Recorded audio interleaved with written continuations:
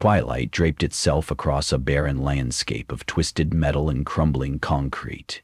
Smoke from distant industrial pyres stained the sky a dull orange, the polluted remnants of human progress.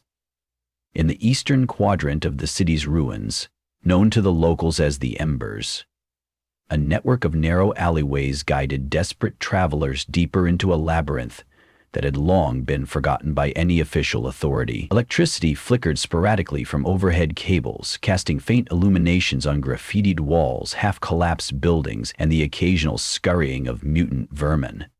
Beneath that fickle light was a world of trade and barter, built on desperation and fear, an unregulated economy that had risen from the ashes of civilization. In this hidden darkness, a forbidden market saturated the air with the scent of damp rust and stale sweat, inviting only those who knew exactly what they were looking for. Mutated organs, the vital resource for surviving the toxic world outside. Gareth made his way through the maze of shadows, wearing a rebreather mask secured tightly over his nose and mouth. The mask filtered out some of the noxious fumes, but he knew that only specialized organs resistant to the toxins, could truly keep him alive if he ventured far beyond the decrepit city walls. One misstep without them, and the acidic air of the overgrown wastelands would scar his lungs for life. His sister, Ellen, had just recently fallen victim to the creeping toxicity. She had collapsed, gasping and writhing as her standard human organs finally succumbed to the tainted air. There was a slim chance that acquiring the right mutated tissue could save her, but only if he could procure it in time. He knew the organ traders had what he needed, a pair of hypersiltering lungs. No official hospital had them, and no legitimate surgeon would dare attempt transplanting such unnatural flesh. Yet, in this ramshackle world, moral lines blurred in exchange for survival. Even though Gareth had prepared for this, stepping into the Embers felt like crossing into another universe. The labyrinth of drab alleyways opened into a wide courtyard surrounded by precariously tall structures. The wind carried the pungent odor of chemical runoff. Around him, flickering neon lights struggled to advertise half-broken holo signs. Figures wrapped in tattered coats huddled beneath tarpaulins, guarding their wares with weary eyes. Somewhere, hidden behind the swirling smog, was the Black Pit, informally referred to by organ hunters as the night market. He kept a hand on the hilt of his makeshift blade. Firearms were hard to come by these days, the black market controlling nearly all ammunition distribution. Those skulking dealers who had them demanded absurd prices. Prices Gareth couldn't afford, not with his meager savings. He cut through a dimly lit alley that smelled of sour refuse. A half-Skamax bus stop sign jutted from the debris, and he kicked aside broken glass as he walked. He had memorized the directions: 2 left turns, through the metal archway, then down a flight of stairs so narrow and steep it was rumored the market masters designed it intentionally to discourage intruders with weaker nerves. Eventually he found the rusted gate that marked the threshold of the night market. One might have missed the door altogether, blending as it did with the walls of the old wastewater plant. A hand-scrawled symbol, a stylized pair of lungs with abnormally extended air sacs, was the only indication he was in the right place. He knocked twice, paused, and then knocked again. The clanging echoes were swallowed by the darkness. After a moment, the door grated open, and a stooped figure in a tattered jacket peered out. "Who sent you?" the figure asked, voice muffled behind layers of dirty bandages wrapped around their mouth. "Nobody," Gareth answered. "I came for the lungs. The mutated ones." The figure squinted, revealing only bloodshot eyes. At last, there was a rasping cough and a whispered, 50 credits to enter, and you best have the rest to buy your goods." Gareth inspected the guards' mismatched gloves, each sporting holes through which filth-caked fingers protruded. This place really did run on nothing but the desperation of the infected. He fished out the required credits, and the chipped metal door opened wide enough for him to squeeze through, revealing a narrow staircase going downward into gloom, lit by stubby candles on either side. What awaited him at the bottom nearly stole his breath. A subterranean labyrinth where stalls of every size were arranged in a dizzying ring. Thick tubes snaked overhead, dripping condensation from the wastewater plant above. Torches and flickering lamps cast a weak glow onto the merchant's wares. At a glance, one might think it was merely a grungy bazaar, crowded with crates of produce or black market pharmaceuticals. But closer inspection showed the horrifying truth. Row upon row of mutated human and animal organs, some floating in glass jars filled with pale green fluid, others protected within iced compartments. Each booth had its specialty. Some dealers hawked entire sets, kidneys adapted to filter out heavy metals, livers grown with advanced regeneration capabilities. Each was priced beyond the reach of any ordinary citizen. Prowling through the lanes were the organ hunters themselves, recognized by their hooded coats, their eyes scanning for any sign of potential donors. Rumor had it they would pay a meager sum to the very desperate, willing to part with a piece of themselves, though the unscrupulous simply harvested organs from the unprotected. If you were foolish enough to wander around alone, an organ hunter might leave you in a back alley minus a kidney, or worse. Those stolen remains would then be sold at triple the price in this clandestine market. Gareth swallowed his revulsion and gripped the strap of his pack. He turned from one table to the next, ignoring the calls of vendors promising heart-lung combos or anti-radiation glands. He needed something specific and had an extremely limited window of time. The price would be exorbitant, but he could shift money around if he had to. He'd coax, bribe, or even threaten to make it work. He ended up in front of a booth warmed by a subtle glow from overhead neon rods. Behind the makeshift counter stood a tall woman in a black coat with short silver hair. She wore tinted goggles with a greenish hue, giving her a predatory look. Several jars of grotesque lumps were lined up, each labeled with small tags scrawled in block letters. "Looking for something special?" she asked him in a voice that seemed friendly enough, though coldness lurked underneath. "I need a pair of functioning mutated lungs," Gareth answered. Hypercentering capacity, able to withstand high toxicity. "My sister's dying." Her gaze shifted, the reflection in her goggles concealing her eyes.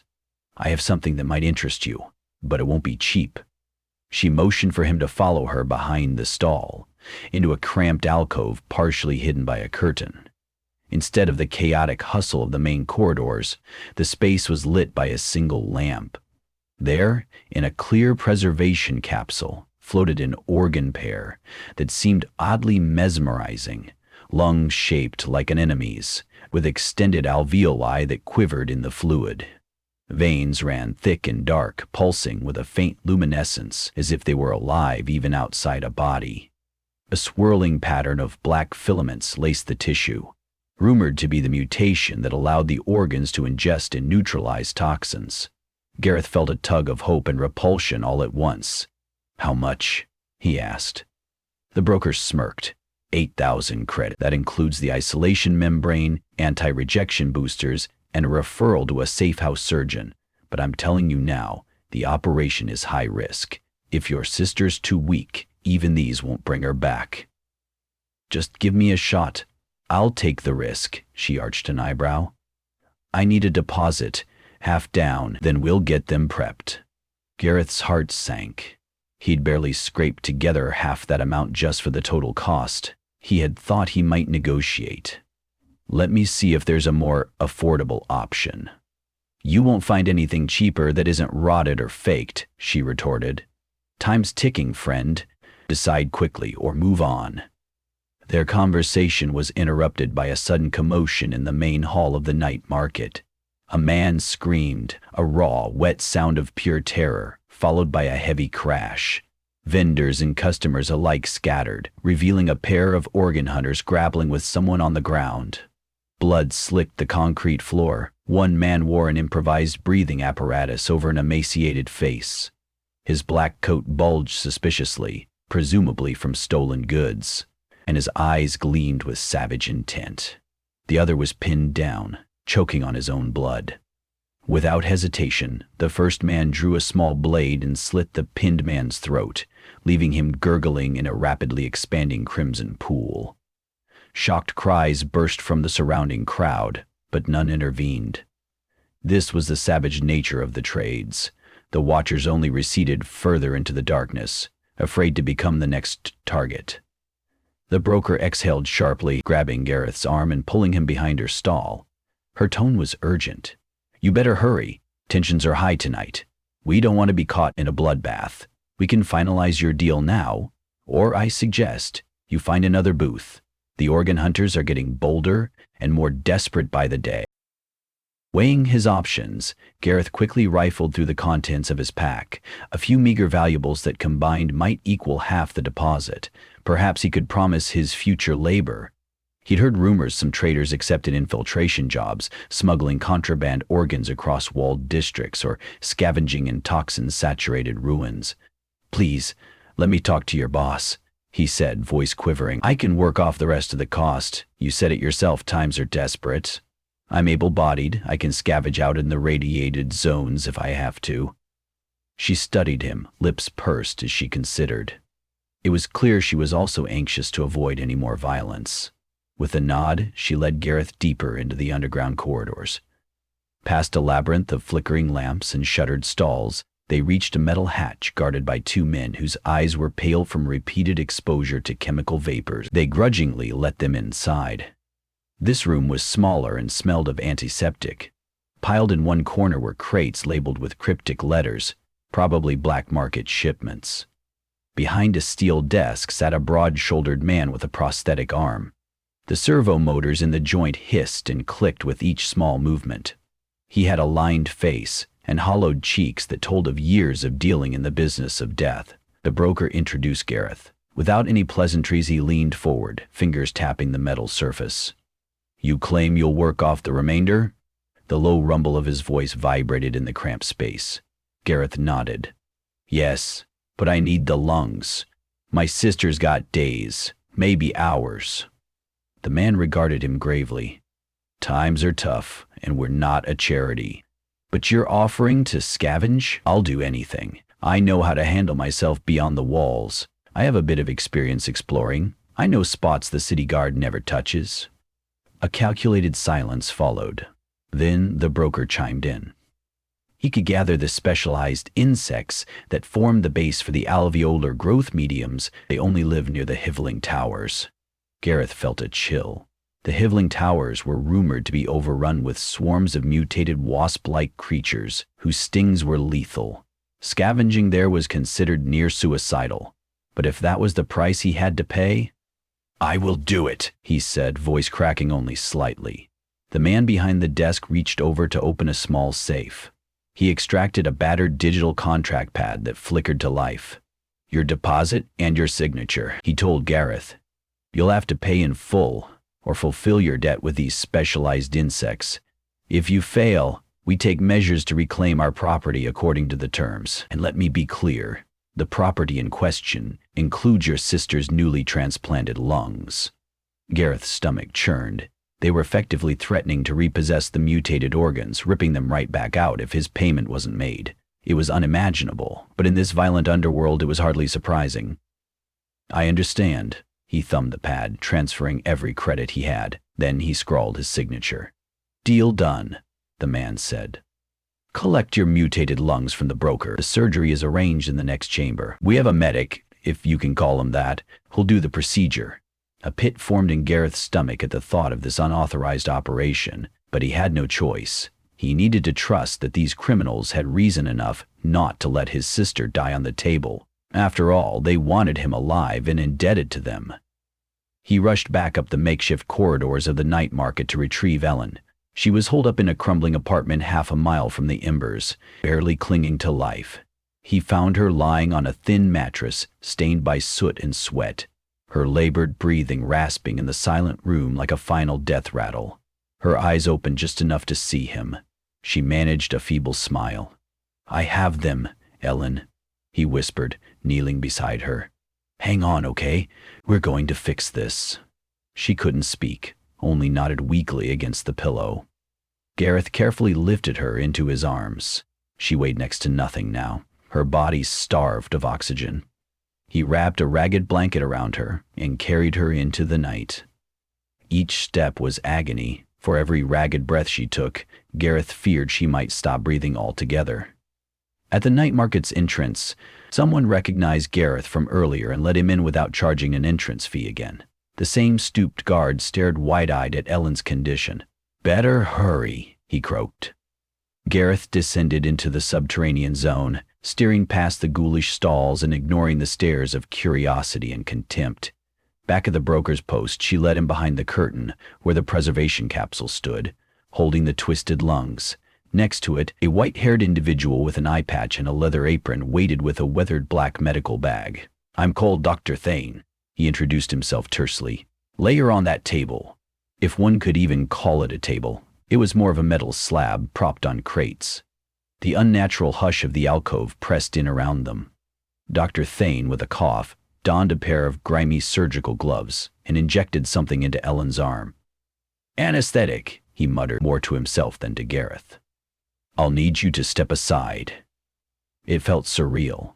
Gareth had no illusions. This was no sterile hospital with operating gases or advanced monitors. Dr. Thane set to work with the scarcest of supplies. A single overhead lamp shone on Ellen's pale face, accentuating the dark circles under her eyes. Gareth could only stand there, heart in his throat, as a ragged scalpel sliced into her chest. Time unspooled like a nightmare.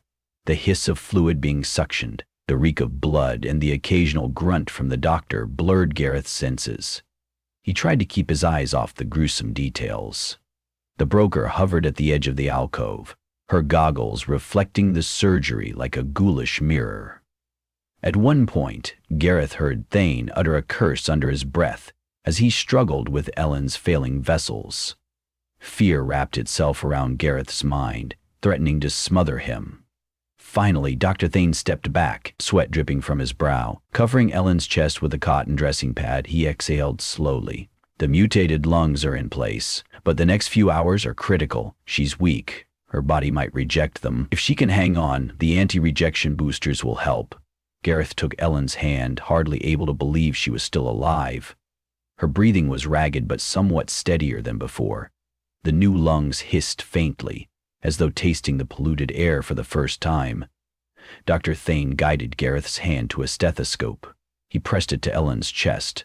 The wet, uneven gurgle was unnerving, but at least it was something. "She'll need rest," said the broker calmly. "We have an old storeroom. You can keep her there until she recovers enough to walk." Gareth slowly nodded. A sense of relief warred with the knowledge that he was now deeply in debt to the men and women who ran this grisly market. There was no time to reflect. Ellen moaned softly, stirring under the sedation. He squeezed her hand, wishing he could promise her everything would be all right. Within the hour, she was moved to a nearby storeroom that was only marginally less claustrophobic than the surgery alcove. Traces of stale blood and half-rotten bandages littered a corner. Gareth used what clean material he could find to make a makeshift bed. He stayed by her side, dozing fitfully, haunted by the knowledge that he'd have to leave her soon for his deadly side quest. Just before dawn, the broker found him. She offered a plastic container of water. "Drink. You'll need your strength," she said. "How is Ellen?" Gareth asked, voice cracking. "The doc says she's stable, but if you want to keep her that way, you need to bring us those mutated insects." She noticed the tremor in his hand. "Don't wait too long. Another day or two and your sister will be too weak to endure, if there's a problem. Plus you'll owe us the rest of the payment." Gareth clenched his jaw, swallowed his fear, and nodded. Leaving Ellen was the hardest part. He kissed her forehead, whispered a promise he dreaded he might not be able to keep. Then he slipped away from the storeroom, out of the claustrophobic corridors of the night market, and back into the city's forsaken streets. Dawn provided a sickly light. The sun's rays filtered through layers of toxic clouds. He made for the rubble that lay near the city's perimeter. Soon enough, the skeletal remains of old suburbs gave way to the dreaded wasteland. Dark craters filled with glowing sludge pockmarked the land. Twisted trees, their bark eroded away and revealing pulsing tumors, loomed like specters. The air smelled of sulfur and decay. Anyone who ventured this far typically outfitted themselves with specialized gear, but Gareth carried only a gas mask and the determination to do whatever it took. The hiveling towers rose against the horizon like monstrous spires, remnants of an ancient skyscraper cluster. Legends said they became home to enormous wasp-like creatures after multiple nuclear reactor meltdowns. Rumor also claimed that, at their core, nests of these insects produced unique enzymes needed for certain organ modifications. As he approached, he heard a faint buzzing that set his nerves on edge. Broken windows gaped like the jaws of a predator. Each tower was connected to the next by precarious walkways, as if the insects had turned them into a fortress. Gareth felt sweat gathering under his mask. He knew one sting was enough to kill him, or at least render him immobile for a slow and painful end. Searching for a quiet entry, Gareth crept through rubble and found a jagged hole at ground level. Inside, he discovered a corridor overtaken by rotted drywall and clusters of hardened, amber-like material. The smell was putrid. With each step, the sticky residue clung to his boots. Further in, he saw something stirring, tiny shapes crawling along the walls. The mutated wasps were about the size of his hand, with segmented abdomens streaked in green iridescence. Their stingers protruded like small daggers. Gareth froze, heart pounding. If he aggravated them, he was dead. He remembered the broker's instructions. Collect the egg sacs, or pouches, that these insects formed for their brood. Those contain the enzymes crucial to mutated organ development. Secure them in airtight containers, then bring them back. Simple in theory, but terrifyingly dangerous in practice. He edged along the corridor, scanning for any unguarded wad of the sticky substance. A few yards ahead, he found a cluster of translucent lumps about the size of a grapefruit. Jelly-like fluid within them quivered. He carefully removed one of the plastic canisters from his pack. With trembling hands, he used a short blade to slice the egg sac from the wall. A trickle of thick fluid dribbled onto the floor. The wasps clicked their spindly legs, and a few took flight in an alarmed hum. Gareth's breathing grew shallow. He forced himself to move slowly, sealing the container with the sack inside. One down. He needed at least 5. Time stretched. He tried to steady his hands enough to slice more sacks without ripping them. At times, he risked a quick glance around to see if any wasps were closing in. With each success, he tucked the container into his bag and swallowed his panic. Finally, he had 5. On the 6th, the blade slipped, severing part of the sticky wall with a wet, tearing sound. The wasps responded instantly, swirling in a furious cloud. Gareth's instincts told him to run. Clutching his bag, he sprinted back down the corridor. The mutated insects shrieked, a horrible, piercing noise akin to nails on metal. They gave chase. He ducked under a collapsed beam, nearly losing his footing as he scrambled over fallen concrete. The wasps swarmed behind him, stingers flicking out, trying to plunge into exposed flesh. Ahead, shards of glass blocked the path, so he pivoted and rammed through a hole in the adjoining wall. The buzzing grew deafening, and he felt something scrape against his coat. If they got past his clothes or mask, it was over. A nest clung to the corridor ceiling, dripping with more egg sacs. The stench made his eyes water. He lunged over a mound of debris, ignoring the pain where a protruding piece of rebar sliced his calf. He burst through a ragged exit in the tower's side, nearly sliding down a slope of shattered pavement. Air burned in his lungs even through the mask. The wasps poured out after him, blotting the gloom like an angry storm cloud. Desperate, Gareth catapulted himself behind a rusted car husk. A stinger whipped past, embedding itself in metal with a vicious clang. He rummaged under the driver's seat, fumbling until his fingers found an ancient flare gun. Luck guided his hand to a single flare lodged in the moldy upholstery. With trembling speed, he shoved the flare in place, aimed skyward, and fired. Flames burst across the dark sky, distracting the swarm for a precious moment. The sudden ignition and smoke disoriented the wasps, sending them scattering in confusion. It was enough time to bolt. He ran until his legs threatened to give out, weaving through the collapsed streets. The mechanical whir of the night market's ventilation fans guided him like a beacon in the gloom, reminding him of his debt, of Ellen. His breath turned ragged and agony surged in his wounded calf, but he forced himself onward. When he finally reached the outskirts of the city, the adrenaline sank, replaced by trembling exhaustion. Still, he clutched the pack, ensuring his deadly cargo was safe. At last, he stood again before the rusted gate leading to the night market. The stooped guard looked at Garrett in wide-eyed surprise, glancing at the blood on his leg and the sweat soaking his shirt. Then he let him pass. Inside, the carnage of that night's altercation lingered. Bloodstains on the floor, tension in the air. Some vendors had closed shop, their windows shuttered. Others prowled about restlessly, eyes darting with paranoia. As Gareth limped to the broker's stall, she emerged from the shadows. "You have them?" she asked, voice hushed.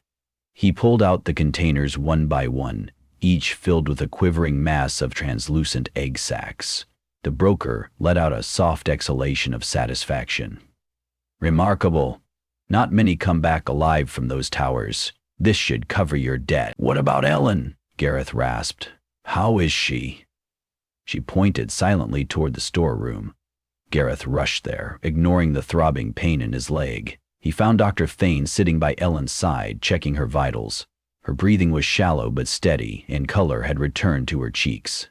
"She'll make it," the doctor said, "but she needs a few days." Relief washed over Gareth, leaving him lightheaded. He sank to the floor beside the makeshift bed. Ellen stirred, her eyes fluttering open, and she whispered his name. Tears blurred his vision. Pulling down his mask, Gareth managed to smile meant only for her. As the hours passed, he dressed his own wounded leg as best he could, ignoring the broker's remark about how many credits a half-decent bandage might cost. He didn't care. He had repaid his debt with risks no one else would take. He had saved his sister from a painful death, and though the city was still an open grave of regrets and menacing shadows, at least for this moment, they had carved out a tenuous future. Yet the reality remained that Gareth and Ellen were tied to the organ trade now. The mutated lungs in Ellen's chest were more than a medical miracle. They were an investment. The men in control of the night market would watch them both. If they were ever to leave, they'd have to disappear, or pay a high price for their freedom. Survival in this broken world was rarely about moral lines or hope. It was about who could adapt to the darkness, whose desperation was enough to make sinners out of honest folk. In the confined storeroom, Gareth held his sister's hand and gazed at the battered walls. He imagined a day when the air beyond the city might be safe again, when the desperate trade in stolen mutated body parts would be replaced by genuine cures. But that dream felt distant, especially in a place where the unwavering law was necessity. Here, need overrode empathy, survival outran compassion, and the organ hunters thrived in the bleak corners of humanity's last stand. Ellen coughed softly, still recovering, but the breath that followed was stronger than before. Gareth smiled, forcing optimism to overtake his dark thoughts. For now, she lived, and that was more than many could claim in this ravaged world. He vowed silently that he would protect her no matter how many nightmares lurked beyond the city walls or within the market's recesses. Somewhere in the distance, a fresh commotion erupted. Another deal gone wrong, or perhaps the hunters bringing in a new donor. Gareth tightened his grip on Ellen's hand, and she tightened hers back, albeit weakly. In a world where hearts had turned cold and organs were currency, the one thing they had to shield them was each other. Survival was a bargain made in blood, and as long as they had a chance, they would fight for a life outside the nightmares of the night market.